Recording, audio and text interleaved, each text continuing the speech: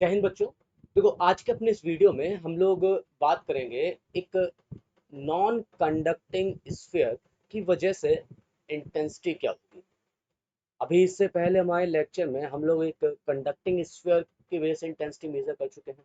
ठीक है, तो पिछले बार जो स्फीयर कंसीडर किया था वो आपका कंडक्टिंग था।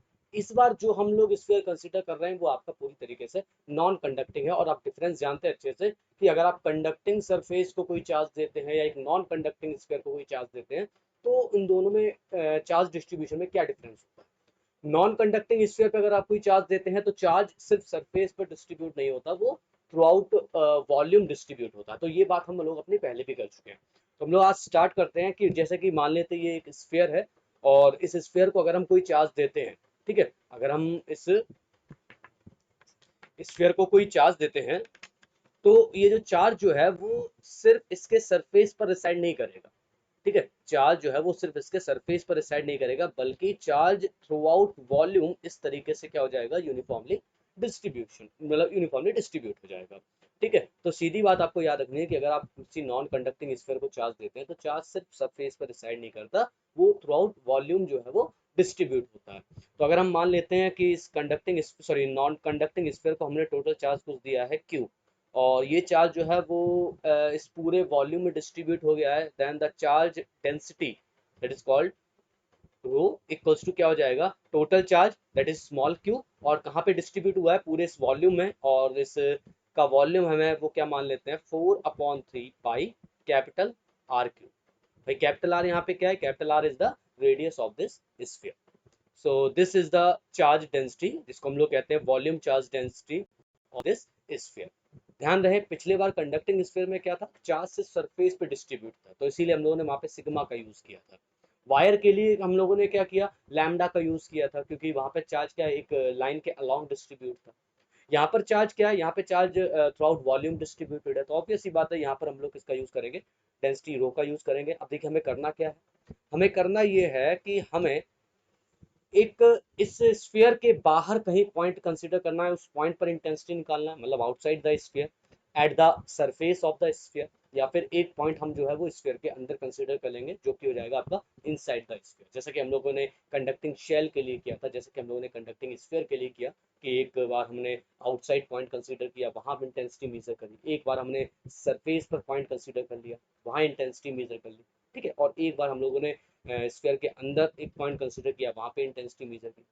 तो अभी तक हमारा कंडक्टिंग स्फीयर या फिर एक शेल की वजह से था, जहां पर चार्ज का डिस्ट्रीब्यूशन थ्रू आउट सरफेस था, यहाँ पर चार्ज का डिस्ट्रीब्यूशन थ्रू आउट वॉल्यूम है। तो ये थोड़ा सा आपका डिफरेंस हो सकता है, यहाँ पे डिफरेंट सॉरी हो सकता है अदर डेरिवेशन से।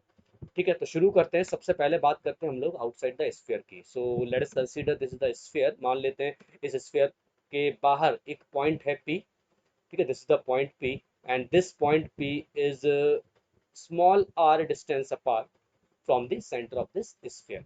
और मान लो इस स्फीयर की जो रेडियस है वो कुछ कितनी है, कैपिटल आर। अब इस स्फीयर पर कुछ चार्ज डिस्ट्रीब्यूटेड है, तो जैसे कि मैंने आपको बताया कि ये एक नॉन कंडक्टिंग है स्फीयर है। नॉन कंडक्टिंग स्फीयर में क्या होता है, चार्ज का डिस्ट्रीब्यूशन थ्रू आउट वॉल्यूम होता है। ठीक है ना, तो यहाँ पर जो चार्ज है कुछ क्यू मान लेते हैं, let let small q charge is given, that small q charge is given to a sphere which which is distributed which is distributed throughout the volume, throughout throughout the volume of sphere of sphere। Clear. अब हमें इस particular point पे, जिस point पे intensity measure करनी है, तो हम लोग यहाँ पे क्या करेंगे, हम लोग सबसे पहले एक स्फेरिकल गॉसियन सरफेस कंसीडर करेंगे। एक ऐसा गॉसियन सरफेस जो इस पूरे चार्ज को अनक्लोज करता हो, और सबसे इंपॉर्टेंट चीज कि पॉइंट पी उसके सरफेस पर लाई करता हो, जिस पॉइंट पर हमको इंटेंसिटी मेजर करनी है। So we have consider this is the Gaussian surface. ये आपका कैसा गॉसियन सरफेस है, ये आपका एक स्फेरिकल गॉसियन सरफेस। ठीक है, ये आपका कैसा हो गया, एक स्फेरिकल गॉसियन सरफेस। और इस स्फेरिकल गॉसियन सरफेस पर लाई करता है ये पॉइंट पी, जिस पॉइंट पर हमको इंटेंसिटी मेजर करनी है। तो अगर हम यहाँ पे कहें कि if we consider a very small area, ठीक है, if we consider here a very small area around this point P, ठीक है, हमने इस पॉइंट पी के पास में क्या किया, बहुत ही स्मॉल एरिया कंसीडर किया। ठीक है, अब अगर देखा जाए तो इस पॉइंट पी पर इलेक्ट्रिक फील्ड इंटेंसिटी क्या होगी भाई, नॉर्मली आउटवर्ड। ये बात तो आपको समझ लेनी चाहिए कि देखो अगर चार्ज का डिस्ट्रीब्यूशन यूनिफॉर्म है, अगर चार्ज का डिस्ट्रीब्यूशन यूनिफॉर्म है, और फिर चाहे वो शेल हो, है ना, चाहे वो एक कंडक्टिंग स्फीयर हो या फिर एक नॉन कंडक्टिंग स्फीयर हो, अगर चार्ज का डिस्ट्रीब्यूशन यूनिफॉर्म है तो इलेक्ट्रिक फील्ड लाइंस नॉर्मली क्या होती हैं, आउटवर्ड होती हैं। अगर चार्ज डिस्ट्रीब्यूशन यूनिफॉर्म नहीं है तो वो नॉर्मली आउटवर्ड नहीं होगी, लेकिन अगर चार्ज डिस्ट्रीब्यूशन यूनिफॉर्म है तो जो इलेक्ट्रिक फील्ड लाइंस हैं वो हमेशा क्या होती है, नॉर्मली आउटवर्ड होती है। मतलब स्फीयर के सरफेस से नॉर्मली बाहर की ओर होगी, और ऐसा लगेगा जैसे वो कहाँ से आ रही हो, उस स्फीयर के सेंटर से आती है।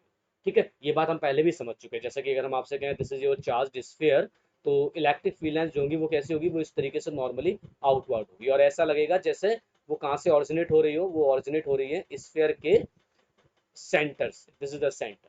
क्लियर हो गई ये बात। लेकिन ये तभी होगा जब चार्ज का डिस्ट्रीब्यूशन यूनिफॉर्म होगा, इस बात का ध्यान रखना। तो इस पर्टिकुलर पॉइंट पी पर इलेक्ट्रिक फील्ड इंटेंसिटी क्या होगी भाई, इलेक्ट्रिक फील्ड इंटेंसिटी भी इसी डायरेक्शन में होगी, है ना। और एरिया वेक्टर जो ds है वो भी आपका क्या होगा, इसी डायरेक्शन में होगा। कि अगर आप इस छोटे से एलिमेंट्री एरिया पर एक नॉर्मल ड्रॉ करते हैं, है ना, तो इस नॉर्मल भाई नॉर्मल क्या होगा, नॉर्मल इलेक्ट्रिक फील्ड के अलोंग ही होगा। तो हमने यहाँ पे क्या किया, हमने यहाँ पे कह दिया कि ये जो छोटा सा जो एरिया वेक्टर ds जो हमने कंसीडर किया है, इस छोटे से एरिया वेक्टर से कितना फ्लक्स निकल रहा है। तो हम लोग यहाँ पे क्या कहेंगे कि the small flux linked with ds।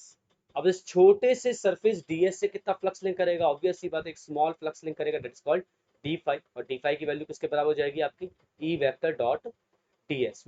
What is e vector, capital E vector is the electric field intensity at any point p। e vector क्या है, e वेक्टर जो है वो आपकी इंटेंसिटी है किसी पॉइंट p पर, जो कि एरिया वेक्टर के अलोंग है। ठीक है, और इसके अलावा ये भी ध्यान रखना कि गॉसियन सरफेस पे लाई करने वाला हर एक पॉइंट जो है वो स्फीयर के सेंटर से सेम डिस्टेंस पर है। तो हर पॉइंट पर जो इलेक्ट्रिक फील्ड इंटेंसिटी है वो भी आपकी कैसी होगी, सेम होगी। लिंक किस पर, सिर्फ और सिर्फ गॉसियन सरफेस पर। कि गॉसियन सरफेस पर लाई करने वाला हर एक पॉइंट पर जो इंटेंसिटी है वो आपकी कैसी होगी, सेम होगी। जैसा कि हम लोगों ने शेल में कंसीडर किया था, जैसा कि हम लोगों ने कंडक्टिंग स्फीयर में भी कंसीडर किया था। तो छोटे से एरिया वेक्टर से कितना फ्लक्स लिंक कर गया, d5 बराबर e vector dot ds vector. अब E और ds के बीच में एंगल कितना है यहाँ पे भाई, 0 डिग्री। तो ये क्या हो जाएगा, E ds cos 0। सिंपल भाई, E और ds जो है आपका, देखिए ध्यान से कि इस पॉइंट P पर जहाँ पे आपने क्या बनाया, एक एरिया वेक्टर बना दिया, ठीक है ना, एक एरिया कंसीडर किया। और इस पर्टिकुलर पॉइंट P पर एरिया वेक्टर और इलेक्ट्रिक फील्ड इंटेंसिटी दोनों सेम डायरेक्शन में है। तो दोनों एक दूसरे के एक्चुअली क्या है, दोनों एक दूसरे के पैरेलल हैं, और अगर पैरेलल होंगे तो इनके बीच का एंगल कितना हो जाएगा, 0 डिग्री। तो इस छोटे से एरिया से कितना फ्लक्स लिंक करेगा, ई डी एस कॉस 0। और कॉस 0 की वैल्यू क्या होती है भैया, 1 होती है। तो हम लोग सिंपल क्या लिख देंगे, E into D S. So this is the value of the d5, this is the value of the small flux link with the small area. So अब छोटे से एरिया ds से कुछ इतना फ्लक्स लिंक कर रहा है eds, तो भैया पूरे गॉसियन सरफेस से कितना फ्लक्स लिंक करेगा। तो ऑब्वियस ही बात है, हम लोग यहाँ पे क्या करेंगे, इंटीग्रेशन लगा देंगे। ठीक है, यहाँ पे हम लोगों ने इंटीग्रेशन लगा दिया। अब d5 का तो चलो इंटीग्रेशन हो गया आपका सिंपल 5। अब इस देखो ये कैपिटल ई जो है भाई, कैपिटल ई क्या है, कैपिटल ई आपका कांस्टेंट है। जैसा कि मैंने आपको बताया, आपको इंटीग्रेशन किसका करना है, डीएस का। देखो ध्यान से, आपको डीएस का इंटीग्रेशन करना है। डीएस क्या है, गॉसियन सरफेस पर एक छोटा सा एलिमेंट्री एरिया। ठीक है, और अगर आप इस पूरे गॉसियन सरफेस को इंटीग्रेट करते हो तो गॉसियन सरफेस पे लाई करने वाले हर एक पॉइंट पर इंटेंसिटी कांस्टेंट है। तो इस वजह से जो कैपिटल ई है वो आपका इंटीग्रेशन से बाहर आ जाएगा, और सिर्फ यहाँ मिल जाएगा आपको कैपिटल ई और इंटीग्रेशन ऑफ, यहाँ पे आ जाएगा ds। अब ds का इंटीग्रेशन भैया क्या होता है, ds का इंटीग्रेशन होता है आपका e डॉट ds। देखिए क्या, ds is the small surface area of the Gaussian surface. ठीक है, तो आप जब इसको इंटीग्रेट करोगे तो आपको पूरा का पूरा क्या मिलेगा, surface area of the Gaussian surface. ठीक है, तो यहाँ पे क्या हो जाएगा, 4 pi small r square. Clear, क्यों, क्योंकि भैया गॉसियन सरफेस की रेडियस कितनी है भाई, स्मॉल आर, ऑब्वियस सी बात है। तो एरिया कितना हो जाएगा, 4 पाई आर स्क्वायर। सो ये आपका टोटल फ्लक्स निकल के आ गया है कि इस गॉसियन सरफेस से, इस पूरे गॉसियन सरफेस से जो टोटल फ्लक्स है वो कितना लिंक करेगा, phi equals to E dot 4 pi R square. तो ये मैथमेटिकली हम लोगों ने यहाँ पे निकाला। अगर हम यहाँ गॉस थ्योरम यूज करें, यूजिंग गॉस थ्योरम, ठीक है, यूजिंग गॉस थ्योरम, अब गॉस थ्योरम के अकॉर्डिंगली क्या है कि भैया इस गॉसियन सरफेस से कितना फ्लक्स लिंक करेगा। So if we consider that this Gaussian surface of radius small R encloses whole charge body. आप देख सकते हैं कि ये जो गॉसियन सरफेस जो है, ये जो गॉसियन सरफेस जो है, इस गॉसियन सरफेस ने क्या किया, इस गॉसियन सरफेस ने इस स्फीयर के पूरे चार्ज को इनक्लोज कर रखा। आप देख सकते हैं कि इस गॉसियन सरफेस ने क्या किया है, इस पूरे स्फीयर को इनक्लोज किया है, मतलब इस स्फीयर पे जितना भी चार्ज है, उस पूरे चार्ज को उसने क्या कर दिया, एनक्लोज कर दिया। तो according to Gauss theorem the total flux link with this Gaussian surface, तो इस गॉसियन सरफेस से टोटल फ्लक्स कितना लिंक होगा, phi equals to Q upon epsilon, phi equals to Q upon epsilon nought. अब देखिए आप इक्वेशन फर्स्ट और second को आप कंपेयर करें, कंपेयर करेंगे कि फर्स्ट इक्वेशन क्या बताता है कि मैथमेटिकली कैलकुलस तरीके से पूरे गॉसियन सरफेस से कितना फ्लक्स लिंक करा है, और गॉस थ्योरम के अकॉर्डिंगली फ्लक्स कितना लिंक करा है, क्यू अपॉन एप्सिलॉन नॉट। तो दोनों बातें बराबर ही हैं, इन दोनों को इक्वेट किया और हमारे सामने वैल्यू आ गई E dot 4 pi R square बराबर क्यू अपॉन एप्सिलॉन। ठीक, इसके बाद अब आप क्या करें, अब आपको चूंकि इलेक्ट्रिक फील्ड इंटेंसिटी निकालनी है और ये बता क्या रहा है, देखो E dot 4 pi R square क्या बता रहा है, E is the intensity at P of into 4 pi R square क्या बता रहा है कि पूरे गॉसियन सरफेस पर टोटल इलेक्ट्रिक फील्ड की स्ट्रेंथ। तो सोचो 4 पाई आर स्क्वायर पूरे सरफेस पर टोटल इलेक्ट्रिक फील्ड की स्ट्रेंथ कितनी दे रखी है आपको, क्यू अपॉन एप्सिलॉन नॉट के बराबर है। तो एक पॉइंट पे इंटेंसिटी किसके बराबर हो जाएगी, तो ऑब्वियस सी बात है कैपिटल ई बराबर क्या हो जाएगा, 1/4 पाई। देखिए ये 4 पाई जो है वो आपका नीचे आएगा, तो ये हो जाएगा 4 पाई एप्सिलॉन नॉट। ठीक है, क्यू ऊपर है और देखो आर स्क्वायर भी नीचे आएगा, तो ये हो जाएगा कुछ ई। तो ओवरऑल आंसर आपका कितना आ गया, E equals to 1/4 pi epsilon nought Q upon R square. तो यहाँ पे हम लोग क्या समझे बेटा, यहाँ पे हम लोग ये समझे कि एक uniformly charge non conducting sphere की वजह से पॉइंट पी जो कि उस स्फीयर के बाहर लाई करता है, उस पॉइंट पर इंटेंसिटी किसके बराबर होती है, 1/4 pi epsilon nought Q upon R. और यही सेम इंटेंसिटी हमको किसकी वजह से मिलती है, एक पॉइंट चार्ज की वजह से। मतलब कि अगर इस स्फीयर को दिया गया चार्ज एक पर्टिकुलर पॉइंट पर हम कंसंट्रेटेड मान लें और उस पॉइंट चार्ज से या उस पॉइंट से कुछ स्मॉल आर डिस्टेंस पर अगर आप कोई इंटेंसिटी देखते हो, तो वो भी आपको कुछ इतनी ही मिलेगी। तो यहाँ पर स्फीयर को दिया गया चार्ज हम एक बिहेव कर सकते हैं, हम कंसीडर कर सकते हैं कि स्फीयर को दिया गया चार्ज जो है वो कहाँ पे कंसंट्रेटेड है, उसके सेंटर पर। ऐसा करने से आप कुछ न्यूमेरिकल्स को सॉल्व कर सकते हो। जैसा कि अगर आपसे ये कह दिया जाए कि आपको एक चार्ज स्फीयर दे रखा है, ठीक है, आपको एक चार्ज स्फीयर दे रखा है और इस चार्ज स्फीयर के सेंटर से कुछ आर डिस्टेंस पर आपको एक पॉइंट दे रखा है, इस पॉइंट पे आपको इंटेंसिटी निकालनी है। मान लेते हैं इस आर की वैल्यू है 1 मीटर, ठीक है, और टोटल जो चार्ज इस स्फीयर को दिया है वो हमने मान लिया 10 कूलम। अब प्रॉब्लम क्या है, प्रॉब्लम ये है कि भैया इस स्फीयर, चूंकि स्फीयर पर चार्ज क्या है, डिस्ट्रीब्यूटेड है, तो ऑब्वियस सी बात है चार्ज डिस्ट्रीब्यूशन की वजह से अगर आप इस पॉइंट पी पे इंटेंसिटी निकालते हैं तो आप यहाँ पर कूलम्ब्स लॉ तो लगा नहीं सकते, है ना, कूलम्ब्स लॉ नहीं लगा सकते। लेकिन अभी हम लोगों ने जो रिलेशन किया है उसके अकॉर्डिंगली हमें ये पता चलता है कि जब आप किसी स्फीयर के बाहर इंटेंसिटी मेजर करते हैं तो आप ये कंसीडर कर सकते हैं कि इस स्फीयर पर जितना भी चार्ज है, इस स्फीयर पर जितना भी चार्ज है वो एक पर्टिकुलर पॉइंट पर हम कंसंट्रेटेड मान सकते हैं। ठीक है, अब वो उसके सेंटर पर, और उसके सेंटर पर हम कंसंट्रेटेड मानते हैं तो अब उसके सेंटर पर जितना भी चार्ज है वो कितना हो चुका है, 10 कूलम। ठीक है, और इससे वही 1 मीटर डिस्टेंस पर हमको इंटेंसिटी निकालनी है। तो अब आप यहाँ पे क्या कर सकते हैं, यहाँ पे अब आप कूलम्ब्स लॉ लगा सकते हैं आराम से, क्योंकि हम जानते हैं कि स्फीयर पर दिया गया चार्ज कैसे बिहेव करता है, ऐसे बिहेव करता है जैसे कि वो कहाँ पे कंसंट्रेटेड हो, उसके सेंटर पर हो। लेकिन कब, जब आप स्फीयर के सरफेस पर या स्फीयर के बाहर इंटेंसिटी मेजर कर रहे हो तब।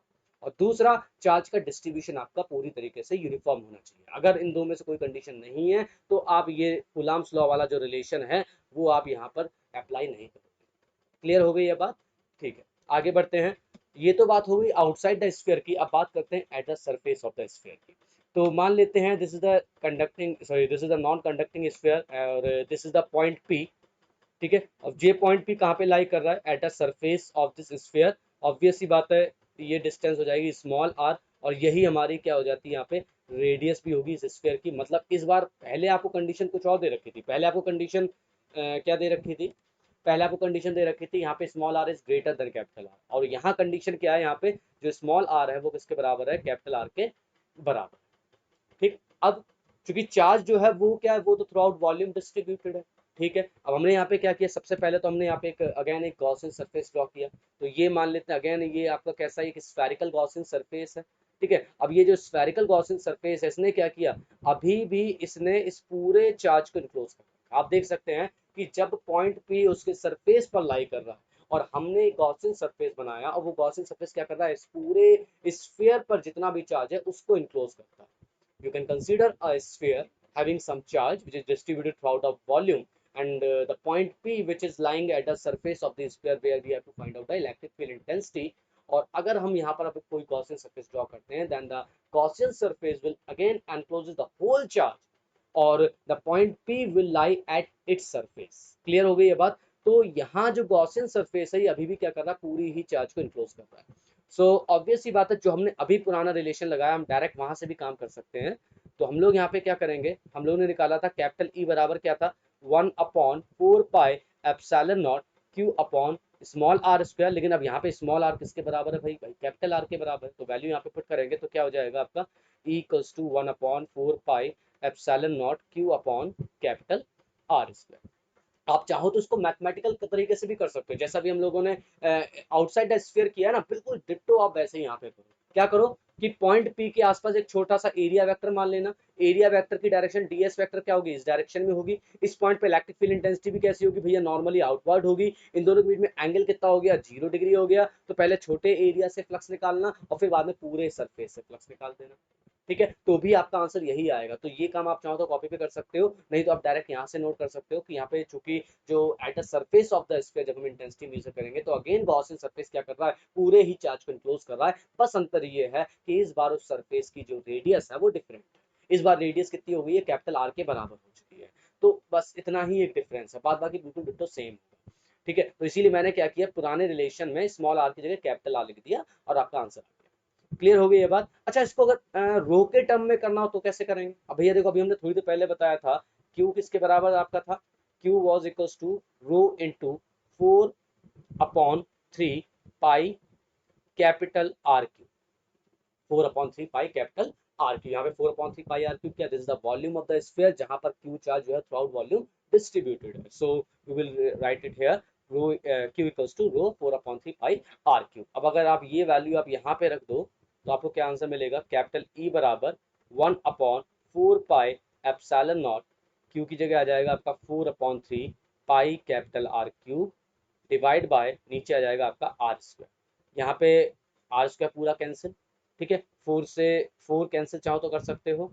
ठीक है, अच्छा एक रो और रह गया, रो को ऐसे लिख दो तो केवल कैपिटल ई भैया आपको किसके बराबर आ जाएगा, देखो पाई से पाई कैंसिल, पाई से पाई कैंसिल, केवल देखो क्या रह गया, रो आर अपॉन एप्सिलॉन नॉट, और कुछ यहाँ पे रह गया, हाँ 1/3 भी रह गया, 1/3। और देखो जरा कुछ और रह गया हो, और ठीक है, और कुछ भी नहीं रह गया। तो ये आपका हो जाएगा answer 1/3 rho R upon epsilon, rho 1/3 rho R upon epsilon. हाँ ठीक है, अगर आउटसाइड द स्फीयर को करो तो आउटसाइड द स्फीयर में भी आप एक काम करें, जो पिछला वाला रिलेशन था अभी, आउटसाइड द स्फीयर में भी क्या करें, आप क्यू की वैल्यू ये रख दें। ठीक है, तो आउटसाइड द स्फीयर क्या हो जाएगा, क्योंकि ये शायद मैंने किया नहीं था अभी। तो आउटसाइड द स्फीयर क्या होगा, 1/4 pi epsilon not, small Q की जगह क्या आ जाएगा, 4/3 पाई, ठीक है, कैपिटल आर क्यूब और इनटू पे रो, और नीचे क्या था, स्मॉल आर स्क्वायर। तो आउटसाइड वाला भी देखो क्या हो जाएगा, आउटसाइड वाला हो जाएगा 4 पाई से 4 पाई कैंसिल, अब केवल क्या रह गया 1/3। ठीक है, और capital R cube into rho upon epsilon nought R square. Clear, तो ये हो गया आउटसाइड द स्फीयर। तो ये भी रिलेशन आप नोट कर लेना। आगे बढ़ लेते हैं, अब देखते हैं इनसाइड द स्फीयर। यहाँ जरूरी है थोड़ा सा, देखो यहाँ मामला अलग हो जाता है। होता है यहाँ पे क्या है, जैसे कि ये आपका जो स्फीयर है और इस स्फीयर पे अब हमें क्या करना है, इनसाइड कहीं पॉइंट पी है जहाँ इंटेंसिटी मेजर करनी है। मान लेते हैं कि ये पॉइंट जो है वो सेंटर ऑफ दिस स्फीयर से कुछ स्मॉल आर डिस्टेंस पर है। ठीक है, अच्छा इस बार जो स्मॉल आर की वैल्यू जो है वो क्या है भैया, वो कैपिटल आर से कम है, मतलब पॉइंट जो है वो कहाँ लाई कर रहा है, अंदर लाई कर रहा है। तो अब इस पॉइंट पर आपको अगर इंटेंसिटी मेजर करनी है तो आपको पहले क्या करना पड़ेगा, एक गॉसियन सरफेस ड्रॉ करना पड़ेगा। और आप देख सकते हैं कि ये जो स्फेरिकल गॉसियन सरफेस है, ये स्फेरिकल जो गॉसियन सरफेस है, आप देख सकते हैं ये क्या पूरे स्फीयर को इनक्लोज कर रहा है, नहीं, ये स्फेरिकल गॉसियन सरफेस इस बार पूरे सरफेस को इनक्लोज नहीं कर रहा, ये सिर्फ देखिए इतने ही पार्ट को इनक्लोज किए हुए, सिर्फ इतने पार्ट को इसने इनक्लोज किया। देखिए आप ध्यान से समझ सकते हैं मैं क्या कह रहा हूँ, कि जिस पॉइंट पर आपको इंटेंसिटी निकालनी है वो इस बार सरफेस स्फीयर के अंदर लाई कर, ठीक है। तो अगर अब आप एक गॉसियन सरफेस ड्रॉ करेंगे, गॉसियन सरफेस तो आपका स्फेरिकल ही होगा, तो अगर आप एक स्फेरिकल गॉसियन सरफेस ड्रॉ करेंगे तो क्या ये पूरे स्फीयर को इनक्लोज कर रहा है? भाई पूरे स्फीयर को थोड़ी इनक्लोज कर रहा है, भाई ये पूरे स्फीयर को इनक्लोज नहीं कर रहा है, ये क्या कर रहा है, ये केवल एक इतने पोर्शन को इनक्लोज कर रहा है, ठीक है। और ये जो बाहर जो स्काई ब्लू का जो पोर्शन है स्काई ब्लू कलर में, इस पर जो चार्ज है इसको इनक्लोज नहीं कर पा रहा है। ध्यान सुनते हैं भाई, ये नॉन कंडक्टिंग स्फीयर है, और नॉन कंडक्टिंग स्फीयर में क्या होता है, charge through out volume distribute होता है। जिस पॉइंट पे आपको इंटेंसिटी मेजर करनी है वो पॉइंट स्फीयर के अंदर लाई कर रहा है। अब जिस पॉइंट पे आपको इंटेंसिटी मेजर करनी है आप उसके चारों ओर एक गॉसियन सरफेस ड्रॉ करोगे, ठीक है। और वो गॉसियन सरफेस क्या पूरे स्फीयर को इनक्लोज करेगा? भाई पूरे स्फीयर को इनक्लोज नहीं करेगा। तो यहाँ पर एनक्लोज चार्ज जो है वो आपका डिफरेंट है। कंडक्टिंग स्फीयर और कंडक्टिंग शेल है ना में ऐसा कुछ भी नहीं था, क्योंकि उसके अंदर चार्ज एग्जिस्ट ही नहीं करता था। तो जब उसके अंदर चार्ज एग्जिस्ट ही नहीं करेगा तो ऑब्वियस सी बात है पूरा इलेक्ट्रिक फील्ड ही आपका जीरो हो जाएगा। लेकिन यहाँ पर क्या है, यहाँ पर नॉन कंडक्टिंग स्फीयर में अंदर भी चार्ज एग्जिस्ट करता है। तो जब आप एक गॉसियन सरफेस ड्रॉ करेंगे तो ये गॉसियन सरफेस क्या करेगा, इस स्फीयर के कुछ पोर्शन को एनक्लोज कर लेगा और कुछ पोर्शन को एनक्लोज नहीं करेगा। अब जिस पोर्शन को इनक्लोज करेगा वो स्फीयर, तो ऑब्वियस सी बात है केवल उसी स्फीयर पर जो चार्ज होगा उसी को इनक्लोज करेगा ना। तो भैया केवल इसने कितने चार्ज को इनक्लोज किया देखा जाए तो केवल इतने स्फीयर के चार्ज को इसने इनक्लोज कर लिया। तो सबसे पहले ये पता करो कि इस गॉसियन सरफेस ने टोटल कितना चार्ज इनक्लोज किया।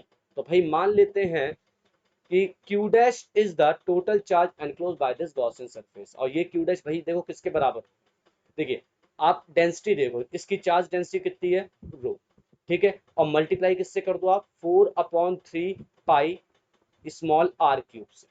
This is the total charge enclose by this Gaussian surface. अब आप कहेंगे सर कैसे, तो देखो ऐसे सोचो, पूरे वॉल्यूम, पूरा वॉल्यूम कितना था 4/3 पाई आर क्यूब। अब इस पूरे वॉल्यूम ने कितना चार्ज था, स्मॉल क्यू चार्ज था। सीधी सी भाई देखो चार्ज का डिस्ट्रीब्यूशन यूनिफॉर्म है, ठीक है ना। और जब चार्ज का डिस्ट्रीब्यूशन यूनिफॉर्म है तो हम लोग यहाँ पर लगाएंगे यूनिटरी मेथड, कि भैया पूरे स्फीयर के वॉल्यूम 4/3 पाई आर क्यूब में कितना चार्ज था, क्यू चार्ज था। तो एक यूनिट वॉल्यूम में चार्ज कितना होगा, ऑब्वियस सी बात है Q upon 4/3 pi capital R cube, ठीक है। तो सोचो इस गॉसियन सरफेस से कितना चार्ज इनक्लोज हुआ, मतलब 4/3 पाई स्मॉल आर क्यूब से कितना चार्ज इनक्लोज होगा। तो ऑब्वियस सी बात हम लोग ऐसे ही तो जिसको लिखेंगे 4/3 पाई स्मॉल आर क्यूब, कि एक सेब की कीमत इतनी, या सॉरी 4 सेब की कीमत इतनी, एक सेब की इतनी, तो 8 सेब की कितनी। बिल्कुल वैसे ही ये काम किया है कि इतने वॉल्यूम पे इतना चार्ज, यूनिट वॉल्यूम में इतना चार्ज, तो इतने वॉल्यूम में कितना चार्ज होगा, तो वही वाला हमने यहाँ पे काम किया है, ठीक है ना। तो आप देख सकते हैं जो इनक्लोज चार्ज क्यू डैश है भाई वो किसके बराबर होगा, देखो रो के बराबर क्या है,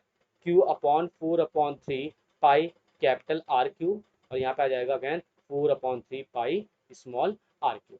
नाउ सॉल्विंग दिस 4/3 पाई से 4/3 पाई आपका कैंसिल, और केवल आपके पास आ जाएगा small Q R cube upon capital R cube. So this is the charge enclose by this Gaussian surface.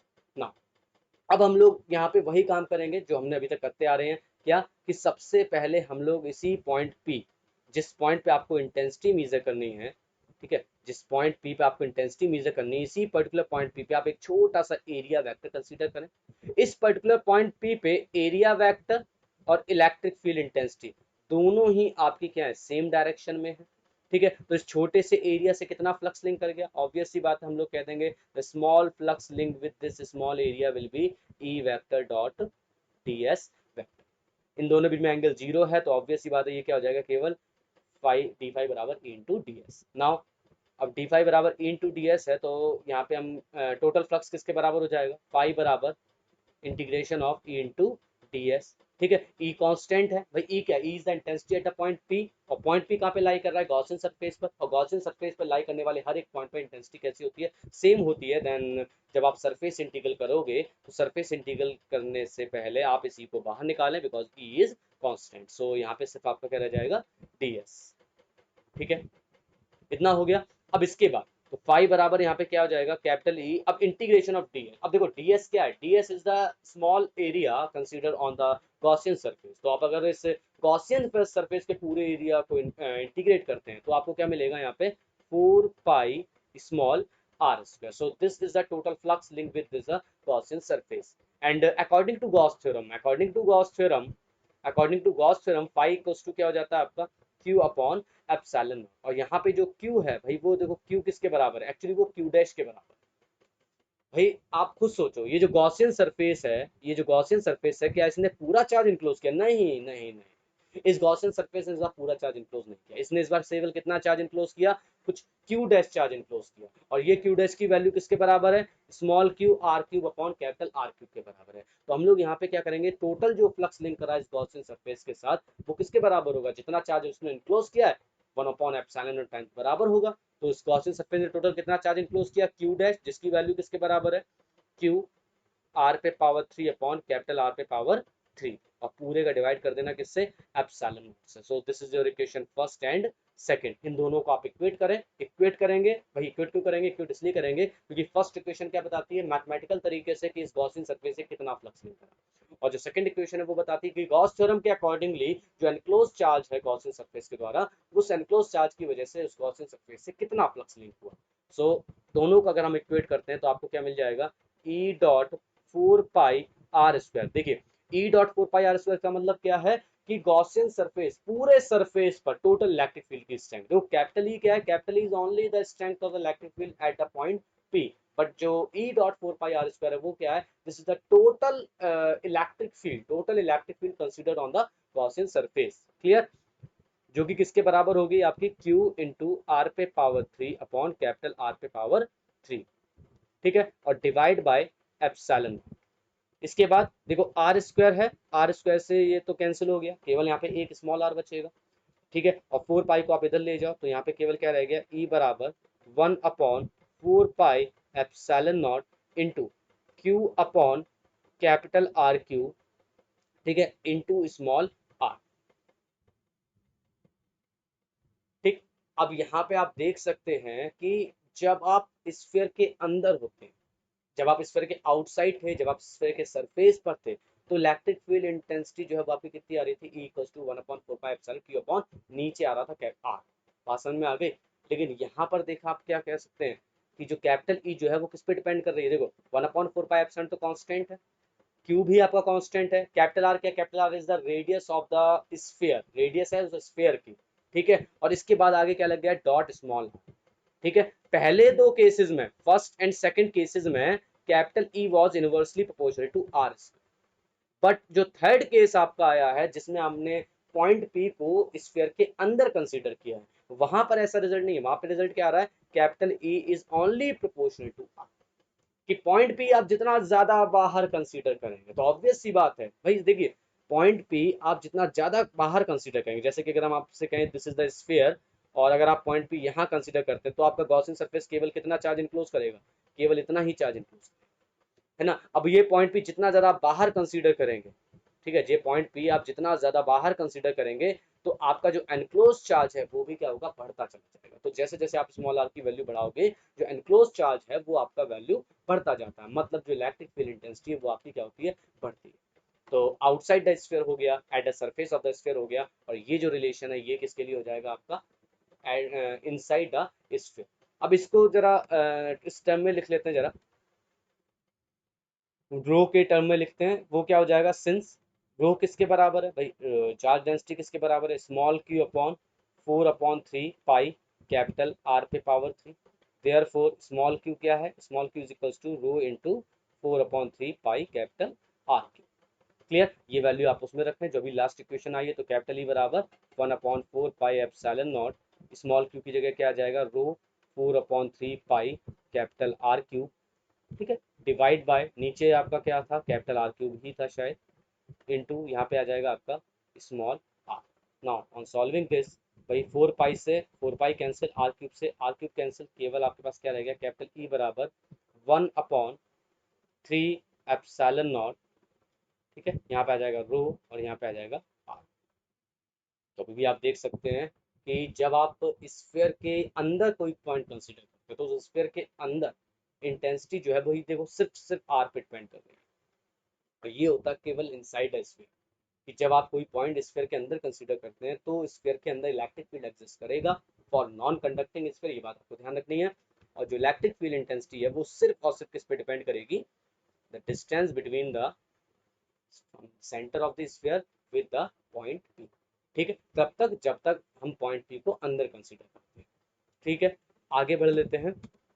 अगर हम ग्राफ की बात करें तो ग्राफ अगर चलिए प्लॉट कर लेते हैं। देखिए आप इस स्फीयर को देखिए, अभी मैंने आपसे थोड़ी देर पहले कहा कि आप जब इस स्फीयर के सेंटर से उसके सरफेस तक जाते हैं, ठीक है, जब आप इस स्फीयर के सेंटर से उसके स्फीयर, भाई देखो चार्ज जो है, चार्ज तो हर जगह है, चार्ज से सरफेस पे प्रेजेंट नहीं है, चार्ज जो है वो थ्रू आउट वॉल्यूम क्या है, डिस्ट्रीब्यूट हो चुका है, चार्ज तो थ्रू आउट वॉल्यूम डिस्ट्रीब्यूट हो चुका है। And when we go from the centre of the sphere to the surface of the sphere, तो इस दौरान, ठीक है, जो एनक्लोज चार्ज है वो उसका मैग्नीट्यूड जो है वो आपका क्या होता है, वो बढ़ता चला जाता है। If you consider the point P1 here and if you consider a point P2 here, then you can see that the point P1 encloses some this charge, इतना चार्ज इनक्लोज कर रहा है, ठीक है, और जो पॉइंट P है, ठीक है, जो पॉइंट P है वो कितना चार्ज इनक्लोज कर रहा है, P2 सॉरी, ये पॉइंट P2 कुछ इतना चार्ज इनक्लोज कर रहा है। तो जैसे जैसे आप from the centre to the surface of the sphere जाओगे तो जो अनक्लोज चार्ज का जो मैग्नीट्यूड है वो बढ़ेगा।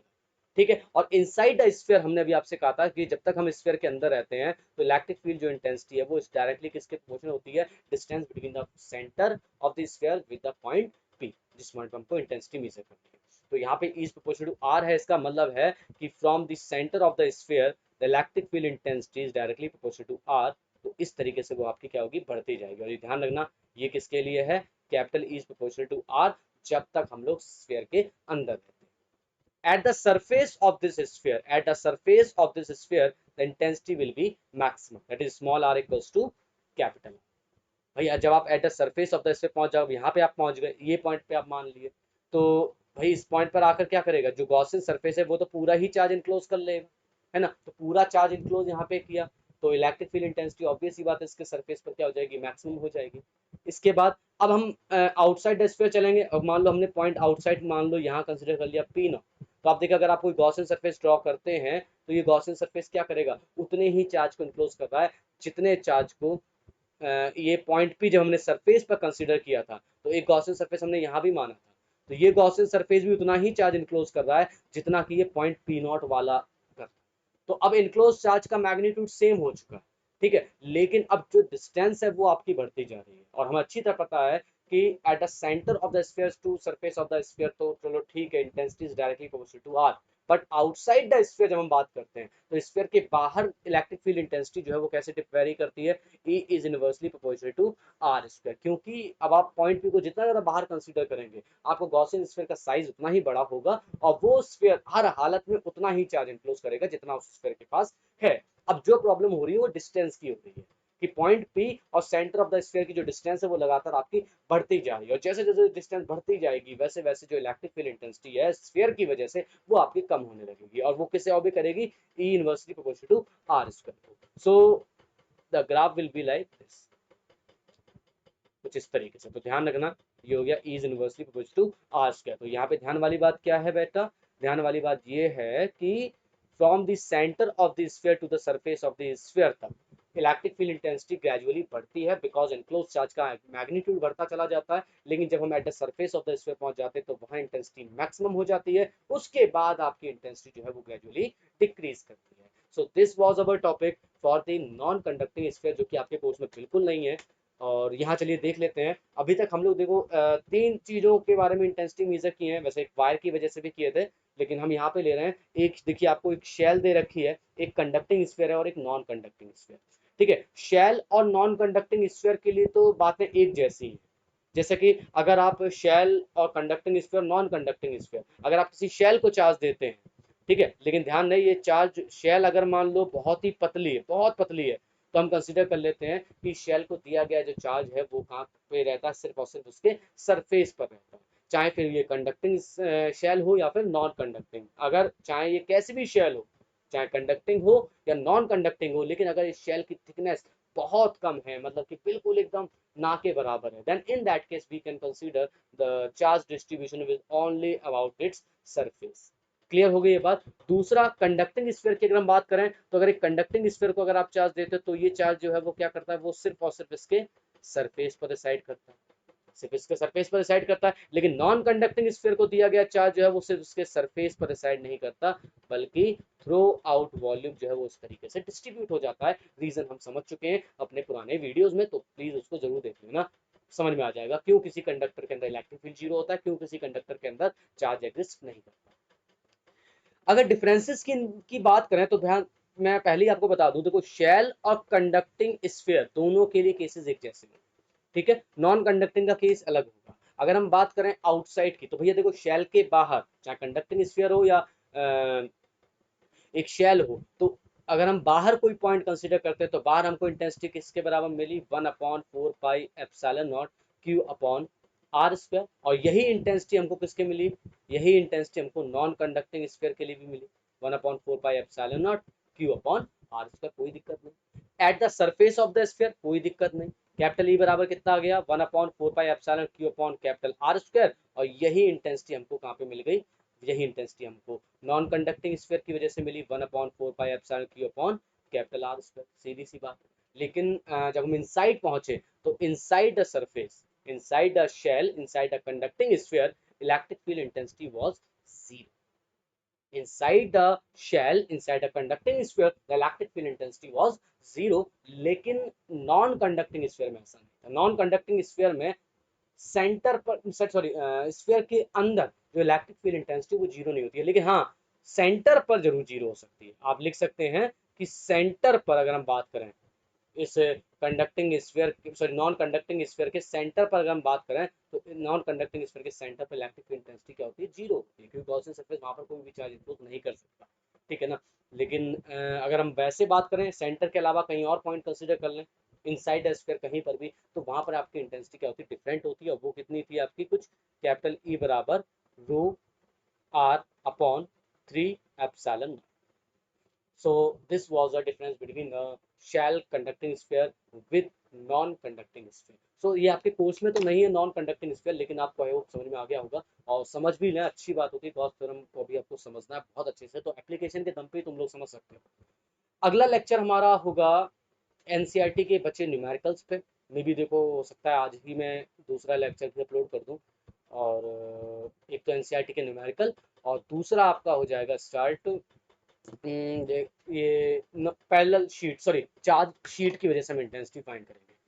ये आखिरी एप्लीकेशन होगा इस गॉस थ्योरम का कि आपको एक चार्ज शीट दे रखी होगी, ठीक है। इस चार्ज शीट की वजह से किसी पर्टिकुलर पॉइंट पी पर आपको इंटेंसिटी फाइंड करनी है। बहुत बार पूछा जाता है ये, तो मतलब बहुत ज़्यादा ही आपसे पूछा जाता है और इम्पोर्टेंट भी है। कैपेसिटर में का जब हम कंसेप्ट पढ़ेंगे तो हमें यहाँ पे चार्ज शीट के कंसेप्ट को उठाना पड़ेगा, ठीक है। इसके अलावा फ्रिंजिंग इफेक्ट ऑफ फील्ड क्या होता है, ये बात भी हम इसी में समझेंगे। और एक चार्ज शीट की वजह से इलेक्ट्रिक फील्ड कैसा होता है ये भी हमें पढ़ना है। फिलहाल हम आपको बता दें कि अगर आपको किसी रीजन में एक यूनिफॉर्म इलेक्ट्रिक फील्ड प्रोड्यूस करना है, अगर आपको किसी रीजन में एक यूनिफॉर्म इलेक्ट्रिक फील्ड प्रोड्यूस करना है, then in that case we use this uniformly charge sheet. A uniformly charged sheet always produces a uniform electric field. Clear. लेकिन सिर्फ इतने रीजन, सिर्फ इतने रीजन, यहाँ पे जो एजेस होते हैं ना, यहाँ पे ऊपर वाले रीजन पे ये एक non uniform electric field produce करती है जिसको हम लोग फ्रिंजिंग इफेक्ट कहते हैं। ये बात हम अपने अगले लेक्चर में पढ़ेंगे। तब तक के लिए जय।